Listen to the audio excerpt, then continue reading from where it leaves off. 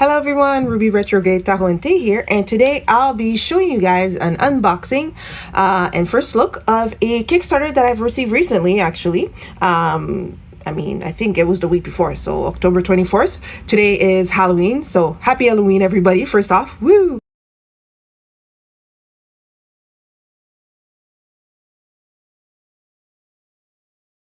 Or Happy Candy Day for those that don't do Halloween, and for those that don't celebrate neither nor, happy after Halloween candy sale day, which is tomorrow, November 1st, as I'm filming this.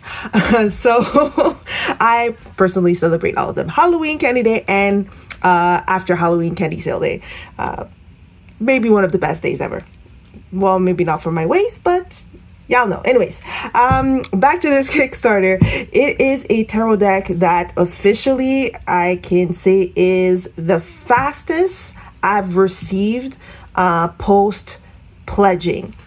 And as you can see on the title of this video, the tarot that will be showing up, that I'll be showing you guys, it came in, just a standard, very, simple, no frills black box.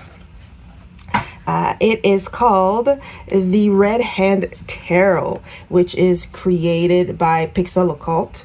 Like when I'm saying, I think the pledge started in September, if it was something like that, and then I got it right on the end of October. I think I said October 24th or whatever it was. Basically, it was because the decks were pretty much either in the middle of being printed or already printed. And it was just a matter of getting this thing funded and then sending it to everybody. And it's pretty cool.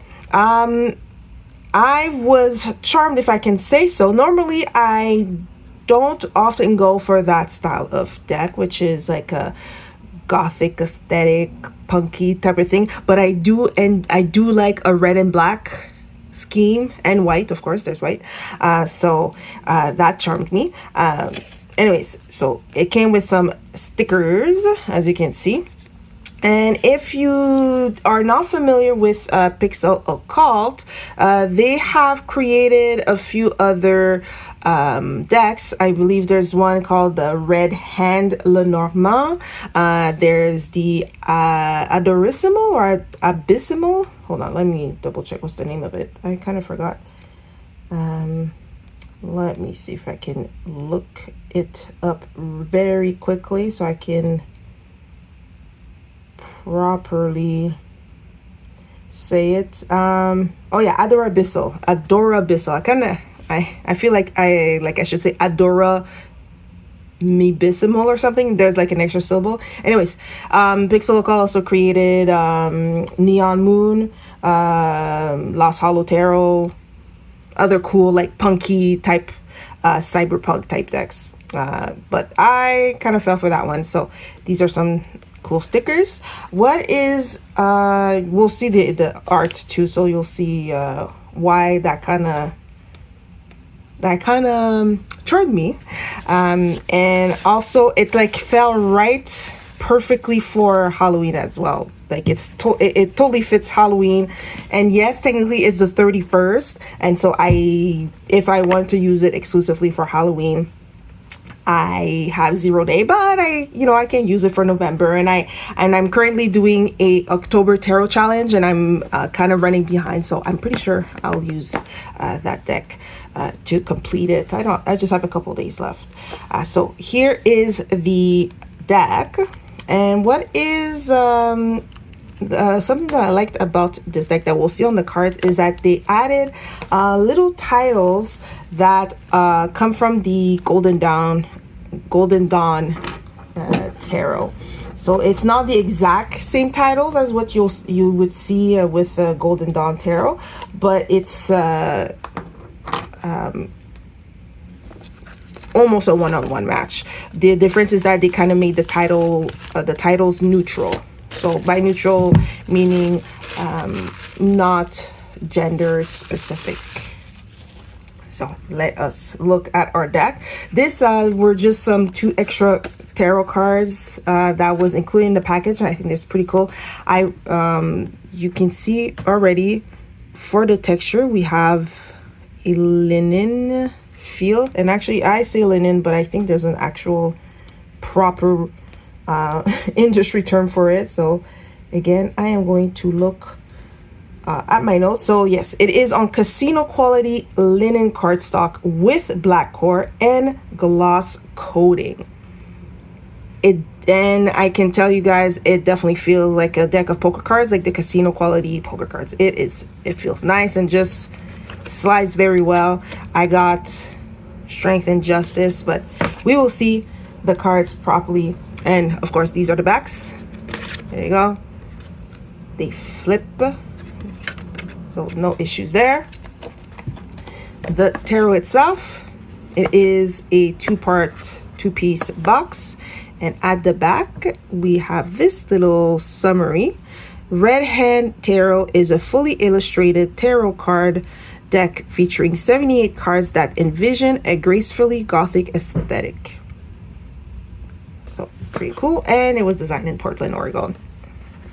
And just as a side note, if you hear like outside noises, it's because, like I mentioned, today is Halloween. But I mean, for the first time, I guess, ever in my life, it is beautiful. And when I say beautiful, it's not just, oh, it's kind of chilly, whatever. No, it is 22 degrees Celsius.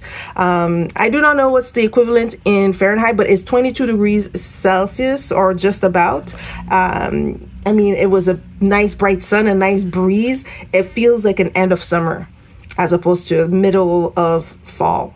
So it's pretty amazing. So, you know, people that are going to do trick-or-treating tonight, like, it's not going to be rainy, it's not going to be muddy, it's not going to be cold, it's not going to be miserable, it's going to be awesome.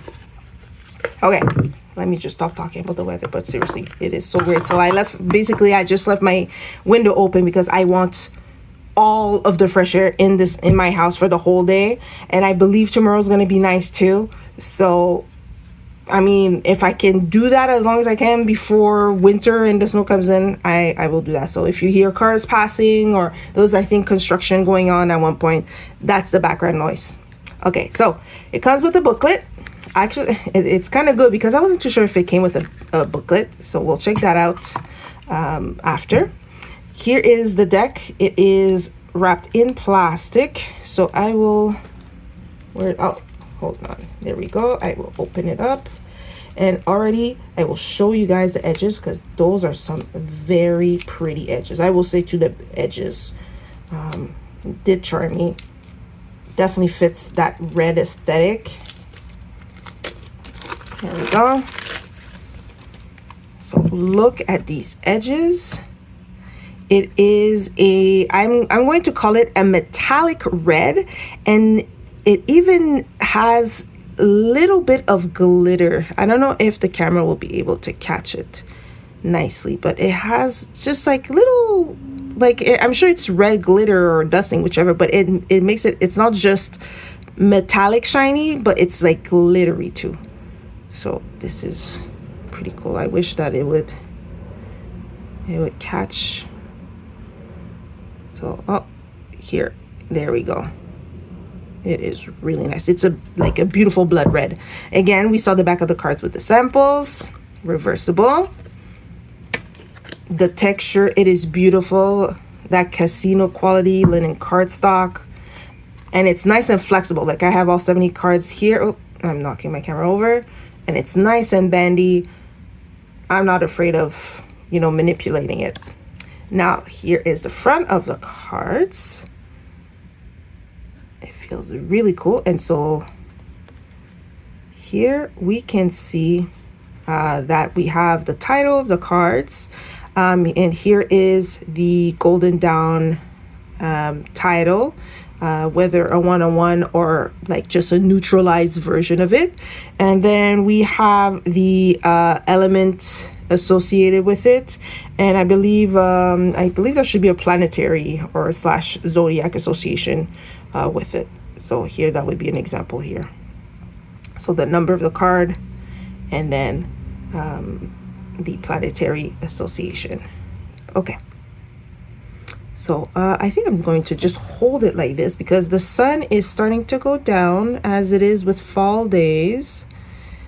The sun goes down much faster and earlier. So hopefully I'll be able to show you guys all the cards before the sun really comes down and I lose my light. So we are going to start with the Fool. So we can see that gothic, dark aesthetic. Almost gives me a feel of that movie Sin City.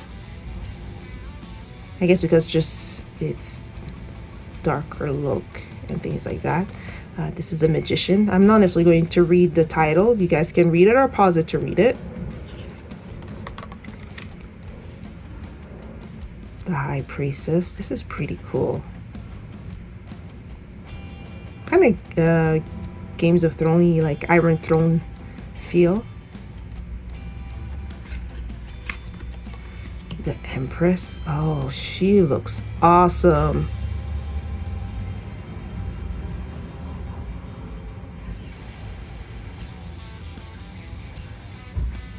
She looks very cool. Definitely ready to do some business.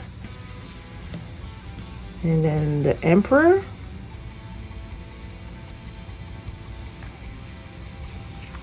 Oh. The Hierophant.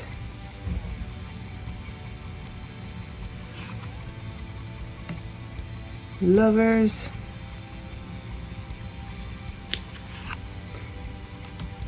Chariot. The cards stick a little bit, and that might just be because of the gilding, but it's nothing terrible. The Strength card. Look at this imposing lion. And the Hermit. The Hermit kind of looks a little bit like the Fool. Like, I guess it's just the eyes, but it's giving me as if like it's the Fool. The Fool became the Hermit there.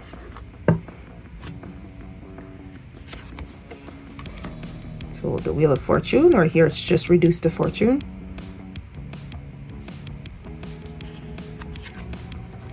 Justice. Looking awesome. I really like a good Justice card. The Hanged One.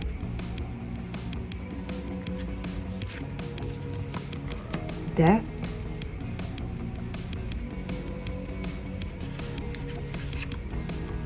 Temperance.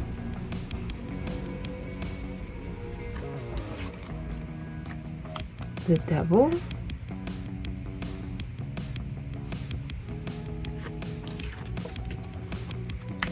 The Tower. The Star.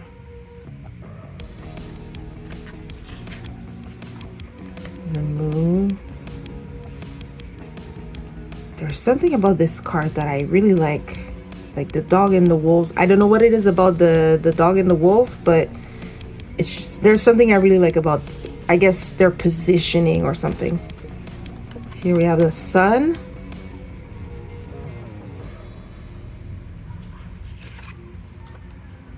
Judgment. And the World.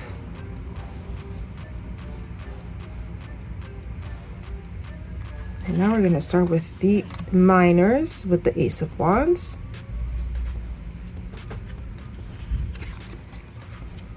Two of Wands.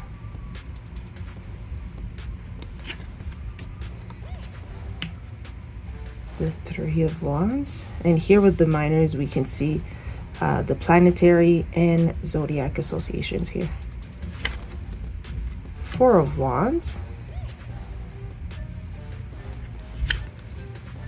This is really neat. Five of Wands. Six of Wands. Seven. Eight. That is very much an action shot. And I kind of like that it's kind of we see the end the end trip, like the end point of the arrows. Here 9.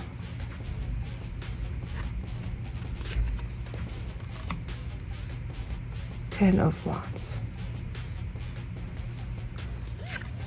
Now on to the cards, the Page of Wands. Now why does it make me feel like somewhere between like an emo feel, mysterious. Then the Knight.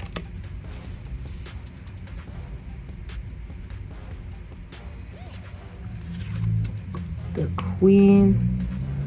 Always like a good Queen of Wands. And this one fits the bill. And the King of Wands.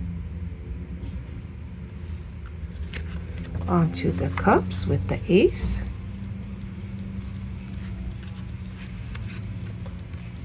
Two of Cups. Three of Cups. Four of Cups.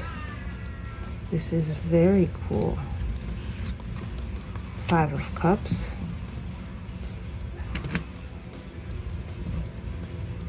I can definitely see the emotions here. The Six of Cups. Seven of Cups.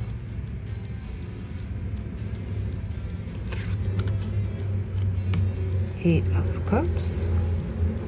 Now I don't think I mentioned it at the beginning, but it is on a Rider-Waite-Smith model, and as you can see by the art, for example, the Nine of Cups, there are similarities to the original drawings, but not really. So it's pretty detached, but some you can kind of catch a whiff, basically. The Ten of Cups. Then we have the Page of Cups. The Knight of Cups. It kind of makes me think of Robin. I don't know why. I think it's the bandana, really. Then the Queen. And the King of Cups. King of Cups is looking much darker than the Queen. I don't know if it's me. You can't really see the Queen's like faces or expression, but I don't know. Somehow it looks more dark than the Queen. Now we are with the Aces of Swords, or the Ace of Swords. The Two. That is cool. I like that one. Definitely a Two of Swords that I like. Three.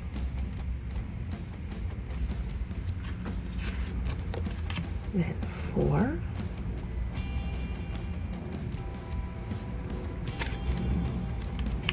Five.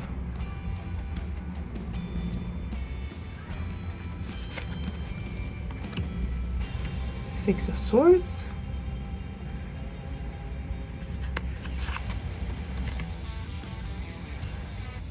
Seven.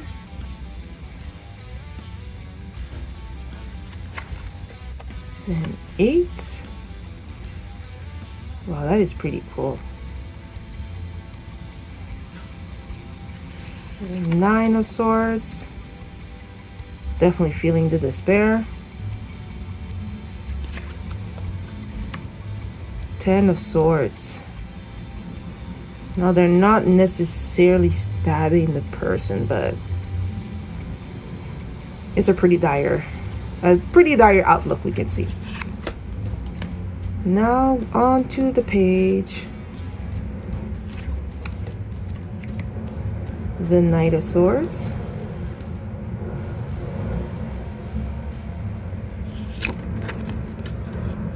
The Queen of Swords. How rock and roll is that Queen of Swords? Like, this is a take no prisoner right here. And then the king.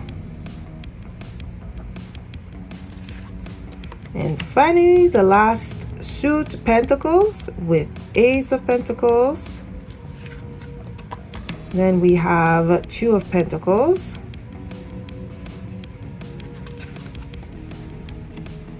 3 of pentacles. 4.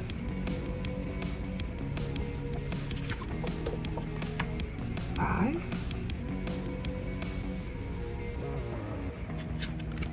6.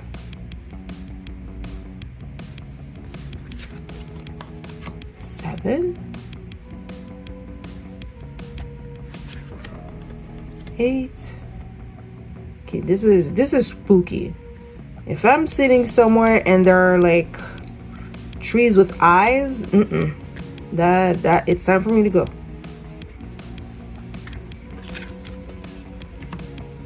And then 9 of pentacles. Is that still a falcon? Oh yeah, I think it still is. I think it's just the little cap. Okay, there's the beak. I couldn't see the beak, so I was trying to figure out if that was still a falcon or not. And then 10.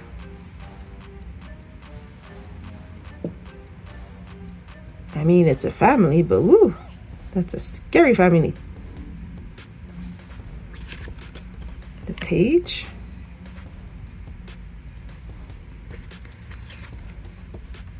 The knight. The queen of pentacles. There's a knight. You know what? I like that knight of pentacles. Or queen of pentacles, sorry. Depending on the deck, sometimes like it's a certain queen that I will feel drawn to, or that I'll especially like. And here, I'm not sure. Somewhere between the Queen of Swords, although the Queen of Wands I really like, but I like this one too. And then finally, the King of Pentacles. I don't know. I would expect a character sitting like that to be like, I don't know, Lucifer or like Satan or some other like high rank demon or something. And here you have it. We have gone through the flip through, and these cards look so cool. I almost didn't back this deck because I thought that it wasn't up my alley. Like I at first I thought that the art wasn't me. But I took the time to, you know, it's not as if I backed it at the minute that it came on Kickstarter. I took some time to look at it and everything else, and it really did draw me in, and I'm glad that I got it. It looking so, it's like a whole world. I could see this being a whole graphic novel with these people and everything like that. But okay, let me just go and shuffle. I already know the shuffling is gonna be super duper good. Okay. The shuffling is going to be super duper good if I riffle shuffle super duper good. So there you go. Second take, much better. Oh yes, I already knew the riffle shuffling was going to be A1. Shuffling overhand, definitely good. Now, because it is a linen texture, it's like there's like extra little pockets of air. So do be careful. Maybe it might be a little bit more spill prone. Okay, so while this one pulled out, we got the 8 of Cups that flew out. So let's see if we can have, oh, okay, what are you? Knight of Wands, not today. But thank you for coming up. So like I was saying, because it's linen and it's glossy kind of finish, it's as if there's like extra little air pockets. So it's definitely it would definitely be prone to a sudden slip. Okay, now I got the Knight of Swords. Okay, now we got a gust of wind and everyth's flying this way. Oh, look at at that. Speaking Queen of Wands. I'm meeting all the court cards except for the major card that I would like to have. Here's the King of Wands. This is kind of funny. I don't know, maybe it's trying to tell me that it's gonna be a... Ah, there we go, Death. Maybe it's telling me that it's gonna be a deck for people. I don't know. Okay, so let me put... Where am I gonna put this? So, these are the two cards that we're going to read in the guidebook. We have Death, title Sovereign of the Gate of Death, and Eight of Cups, Abandoned Success. Okay, now here is the guidebook. Just a nice small little paperback operation going on here. Now I don't know why with new books I'm shy to open, like crack the book open. I'm always like, yeah, I don't want to do it. So here you go. So now we have a little introduction of of the deck here, and you can pause and read that one. So here I was explaining that it's a card title based on the Golden Dawn titles, not exactly a one-on-one. And then let's see, here we got about performing a tarot reading. So you could do a 1-card draw, a past, present, future, a Celtic cross. But we don't have a little graphics of the spread. But if for whatever reason you don't know what a Celtic spread looks like, for example, you can look it up online and you will see like thousands of examples. And then we go straight into the major arcana by page 4. So we have, I'm gonna say maybe a paragraph about each card and how it's played. We have well-defined and ill-defined themes. So keywords, whether it is a I don't want to say like upright and reverse necessarily, but it could be like like they mentioned, well-defined and ill-defined. So in a positive context and in a negative context. And then if we're gonna look real quick to the minors, I believe it is the same layout. Yes, so the well-defined, ill-defined, and then a paragraph. Alrighty, so while we're already there, I see the Eight of Cups is already right here. So, and since there's no image, no nothing, it's really like one thing after the other after the other after the other. The Eight of Cups is around here. So this is what the Eight of Cups looks like. And I will try to, well, I'll try to read it. I'll have to flip the page because it's at the bottom. So try to follow along. So Eight of Cups, abandoned success. Well-defined themes, lack of interest in others or self, denying ourselves pleasure, lacking effort, apathy, feeling empty, lacking motivation to do anything. And then the ill-defined themes, depression, emotional distress over a long period of time, self-harming thoughts, we'll say, because I don't think YouTube appreciate the actual word, a flatness of emotion, feelings of pointlessness. The Eight of Cups shows the influence of Saturn in Pisces. Pisces here, is suffocated by Saturn's influence. This is a card of depression and apathy that steals meaning from our lives. Something we wanted has lost our interest. Our figure turns away from the cups, which are stacked in such a way that one appears to be missing, symbolic of the lack of fulfillment felt in this card. This card can be about the hazy disinterest that steals meaning from our goals, or it may be that the goals we were after were not ones that would have brought us fulfillment to begin with. Perhaps we wanted the wrong thing. Perhaps we chased something only to discover once we had attained it that it was meaningless. In any case, we must move on and not let the disconnection stagnate. Perhaps we need perspective, or maybe we just need time and a different goal. That is interesting. I like that. I don't always see the Eight of Cups as, kind of a, you got what you wished for, but it's not what you wanted type of thing. I tend to see the Eight of Cups kind of dropping everything and going. So I do like it, and it does. I do see what the creator is getting at there. So now let me flip over to Death card, which is right there. And again, as luck would have it, the beginning starts at the bottom of the page. So here is the beginning right here, and here is what the Death card looks like. So Death, Sovereign of the Gate of Death. Well-defined themes: transformation, change, letting go of that which doesn't serve you, crisis, difficult personal growth. Ill-defined themes: resisting change, stagnation, unresolved issues, feeling trapped or stuck. And we flip the page. The Death card is about endings and new beginnings, transformation and change. Death's white horse represents purity, strength, and power. The flag, resembling a scythe blade that they carry, has a white 5-petal rose that denotes purity, beauty, immortality, and change. Death's skeleton signifies the part of the body that survives after death. Figures on the ground are of a family, a bishop, and a man. Together, these imply that death spares none, regardless of their station, situation, or wealth.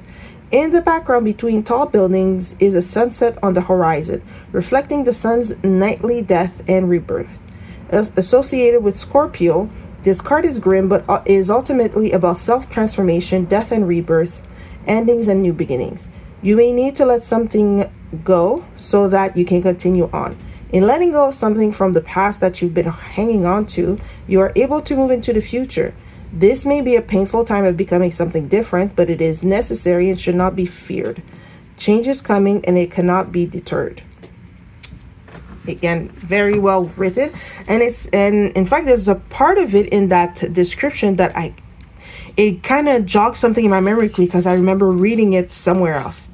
Don't ask me where exactly, but I do remember reading it at some other place. Not that it necessarily matters anyways. And then we even have like the little closing remarks. So my hope is that this book provides a helpful starting point and reference guide for the Red Hand Tarot, and that it is useful for all levels of readers. There are many great resources for you online as well, and the tarot community is mostly a warm and welcoming group, so don't be afraid to reach out to them. If you'd like to find me online, I am at these following links. And here you go. If for whatever reason you can pause and head over any one of them.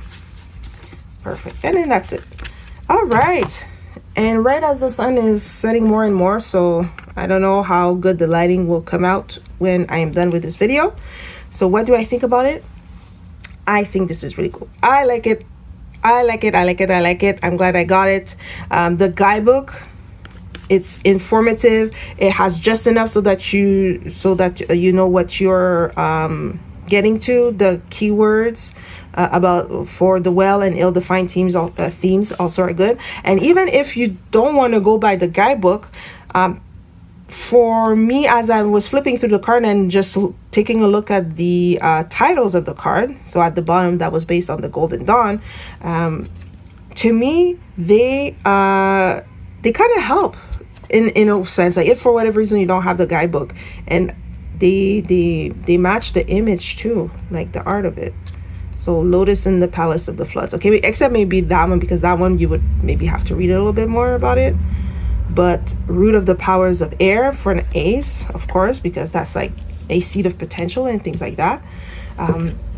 Other than for the guidebook, the art itself is really cool and really great. And it made me think of this other deck that I have that also uses Golden Dawn titles. I'm just getting it right now. I don't know if you're familiar with it, but it's called the Tarot of the Toiling Hands. That's also an indie deck. It was created by Esme Baker. Is that what it is? Yeah, Esme Baker Tattoo. This is one of my, in terms of tattoo style decks, it's my favorite. And then just in general, it's one of my favorite. And then as you can see, for one of them, or for all of them, but we have the title of the card that is also based on the Golden Dawn. So for example, okay, this is 5 of Cups. Let me see if I can quickly find oh, there, we're talking about 8 of Cups. So here, see, we have a little bit different. So it is the Child of Escape and the Master of the Missing. And then here we have Abandoned Success.